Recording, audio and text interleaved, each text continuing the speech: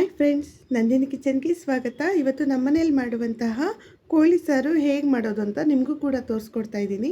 ನೀವು ಕೂಡ ಮನೇಲಿ ಒಂದ್ಸಲ ಟ್ರೈ ಮಾಡಿ, ರುಚಿ ಖಂಡಿತ ನಿಮಗೆಲ್ಲ ಇಷ್ಟ ಆಗುತ್ತೆ. ಮೊದಲಿಗೆ ನಾನಿಲ್ಲಿ ಮಸಾಲೆ ಮಾಡ್ಕೊಳ್ಳೋಣ.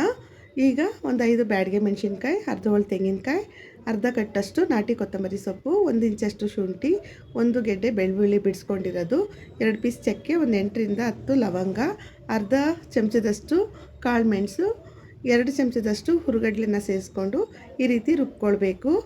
ನೋಡಿ, ಈಗ ಒಂದು ಕುಕ್ಕರ್ಗೆ ನಾನು 100 ಗ್ರಾಮಷ್ಟು ಎಣ್ಣೆನ ಸೇರಿಸ್ಕೊಂಡು ಬಿಸಿ ಮಾಡ್ಕೊಳ್ತಾ ಇದ್ದೀನಿ. ಎಣ್ಣೆ ಬಿಸಿ ಆದಮೇಲೆ 1 ಚಮಚದಷ್ಟು ಕಸ್ತೂರಿ ಮೆಥಿನ ಸೇರಿಸ್ಕೊಳ್ಬೇಕು. ಇದಕ್ಕೆ 2 ಕಟ್ ಮಾಡಿ ಇಟ್ಕೊಂಡಿರುವಂಥ ಈರುಳ್ಳಿನ ಕೂಡ ಸೇರಿಸ್ಕೊಂಡು ನೋಡಿ ಕೆಂಪಗಾಗೋಷ್ಟು ಈ ರೀತಿ ಹುರ್ಕೊಳ್ಬೇಕು. ನೋಡಿ, ಈ ರೀತಿ ಈರುಳ್ಳಿ ಎಲ್ಲ ಸಾಫ್ಟ್ ಆಗೋಷ್ಟು ಹುರ್ಕೊಳ್ಬೇಕು. ಈಗ ಇದಕ್ಕೆ ನಾನು ಒಂದು ಅರ್ಧ ಚಮಚದಷ್ಟು ಅರಿಶಿನ ಪುಡಿ, 2 ಚಮಚದಷ್ಟು ಧನಿಯಾ ಪುಡಿ, 1 ಚಮಚದಷ್ಟು ಅಚ್ಕಾರದ ಪುಡಿನ ಸೇರಿಸ್ಕೊಳ್ತಾ ಇದ್ದೀನಿ. ನಾನಿಲ್ಲಿ 1 kg ಚಿಕನ್ಗೆ ಇಷ್ಟು ಮಸಾಲೆನ ಸೇರಿಸ್ಕೊಳ್ತಾ ಇರೋದು. ನೋಡಿ, ಕಾಳು ಮೆಣಸು ಹಾಕಿರೋದ್ರಿಂದ ಇದಕ್ಕೆ ಜಾಸ್ತಿ ಮೆಣಸಿನ್ಕಾಯಿ ಪುಡಿ ಹಾಕಬಾರ್ದು, ಖಾರ ಆಗಿಬಿಡುತ್ತೆ. ನೋಡಿಕೊಂಡು ಸ್ವಲ್ಪ ಸೇರಿಸ್ಕೊಳ್ಬೇಕು.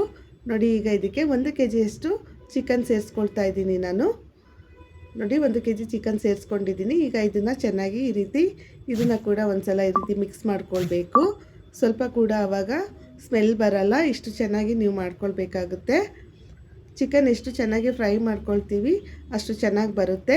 ಈಗ ನಾನು ಕಟ್ ಮಾಡಿ ಇಟ್ಕೊಂಡಿರುವಂಥ 2 ಟೊಮೊಟೊನ ಕೂಡ ಸೇರಿಸ್ಕೊಳ್ತಾ ಇದ್ದೀನಿ. ಇದನ್ನು ಕೂಡ ನೋಡಿ ಸಾಫ್ಟ್ ಆಗೋಷ್ಟು ಈ ರೀತಿ ಫ್ರೈ ಮಾಡ್ಕೊಳ್ಬೇಕು. ನೋಡಿ, ಇದೇ ನೀರು ಬಿಡುತ್ತೆ, ನಾನು ಸ್ವಲ್ಪ ಕೂಡ ನೀರು ಹಾಕಿಲ್ಲ. ಈಗ ಅದೇ ನೀರು ಬಿಡುತ್ತೆ. ಈ ಸಮಯದಲ್ಲಿ ನಾನು ಉಪ್ಪನ್ನ ಸೇರಿಸ್ಕೊಳ್ತಾ ಇದ್ದೀನಿ ರುಚಿಗೆ ತಕ್ಕಷ್ಟು. ನೋಡಿ, ಕಲ್ಲುಪ್ಪನ್ನ ಸೇರಿಸ್ಕೊಂಡ್ರೆ ನಿಮಗೆ ಸಾಂಬಾರು ತುಂಬ ಚೆನ್ನಾಗಿರುತ್ತೆ ಟೇಸ್ಟು. ನೋಡಿ, ಮತ್ತೆ ಈ ರೀತಿ ಮಿಕ್ಸ್ ಮಾಡ್ಕೊಳ್ಬೇಕು. ಅದು ನೀರು ಸ್ವಲ್ಪ ಕೂಡ ಇರಬಾರ್ದು, ಆ ರೀತಿ ಈಗ ಫ್ರೈ ಮಾಡ್ಕೊಳ್ಬೇಕು. ನೋಡಿ, ಚಿಕನ್ ಸ್ವಲ್ಪ ಕಾಲು ಭಾಗದಷ್ಟು ಬೇಯಿಸ್ಕೊಂಡಿದ್ದೀನಿ. ಈಗ ಇದಕ್ಕೆ ನಾನು ರುಬ್ಬಿಟ್ಕೊಂಡಿರುವಂಥ ಮಸಾಲೆನ ಕೂಡ ಸೇರಿಸ್ಕೊಂಡು ಇದನ್ನು ಕೂಡ ಎಲ್ಲ ಸ್ವಲ್ಪ ಮಿಕ್ಸ್ ಮಾಡ್ಕೊಳ್ತಾ ಇದ್ದೀನಿ. ನೋಡಿ, ಈ ರೀತಿ ಮಿಕ್ಸ್ ಮಾಡ್ಕೊಳ್ಬೇಕು ಚೆನ್ನಾಗಿ. ಸ್ವಲ್ಪ ಮಸಾಲೆ ವಾಸನೆ ಕೂಡ ಹೋದ್ಮೇಲೆ ನೀವು ನೀರು ಎಷ್ಟು ಬೇಕು ಅಷ್ಟನ್ನು ನೋಡಿಕೊಂಡು ಈ ರೀತಿ ಸೇರಿಸ್ಕೊಳ್ಬೇಕು. ಸಾಂಬಾರು ಗಟ್ಟಿ ಇದೆ, ನಾನು ಅನ್ನ ಮಾಡೋದ್ರಿಂದ ಸ್ವಲ್ಪ ನೀರನ್ನ ಸೇರಿಸ್ಕೊಳ್ತೀನಿ.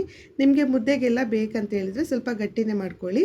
ಇಲ್ಲ ಅಂತ ಹೇಳಿದರೆ ಅನ್ನ ಮಾಡೋದ್ರಿಂದ ಸ್ವಲ್ಪ ನೀರನ್ನ ಜಾಸ್ತಿ ಸೇರಿಸ್ಕೊಂಡ್ರೆ ಕೋಳಿ ಸಾರು ತುಂಬಾ ಚೆನ್ನಾಗಿರುತ್ತೆ. ನೋಡಿ, ಇದು ನಾಟಿ ಕೋಳಿ ಎಲ್ಲ, ಫಾರಮ್ ಕೋಳಿಲೇ ನಿಮಗೆ ನಾಟಿ ಕೋಳಿ ಸ್ಟೈಲಲ್ಲೇ ನಾನು ಮಾಡಿ ತೋರಿಸ್ತಾ ಇರೋದು. ನೋಡಿ, ಇಷ್ಟು ಬಂದರೆ ಸಾಕು. ಈಗ ಒಂದು ಕುಕ್ಕರ್ ಲಿಡ್ ಮುಚ್ಚಿಬಿಟ್ಟು ನಾನು 3ರಿಂದ 4 ವಿಷಲ್ ಕೂಗಿಸ್ಕೊಳ್ತೀನಿ. ಆವಾಗ ಚಿಕನ್ ಕೂಡ ಸಾಫ್ಟಾಗಿ ಬೇಯುತ್ತೆ.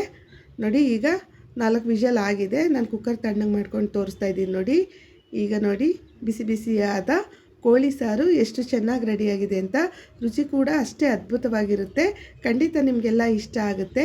ಈ ವಿಡಿಯೋ ಇಷ್ಟ ಆದರೆ ಲೈಕ್ ಮಾಡಿ, ಶೇರ್ ಮಾಡಿ, ಕಮೆಂಟ್ ಮಾಡಿ, ಸಬ್ಸ್ಕ್ರೈಬ್ ಮಾಡೋದನ್ನು ಮರಿಬೇಡಿ. ಇಷ್ಟೊತ್ತು ಈ ವಿಡಿಯೋ ವಾಚ್ ಮಾಡಿದ್ದಕ್ಕೆ ಥ್ಯಾಂಕ್ ಯು ಸೋ ಮಚ್.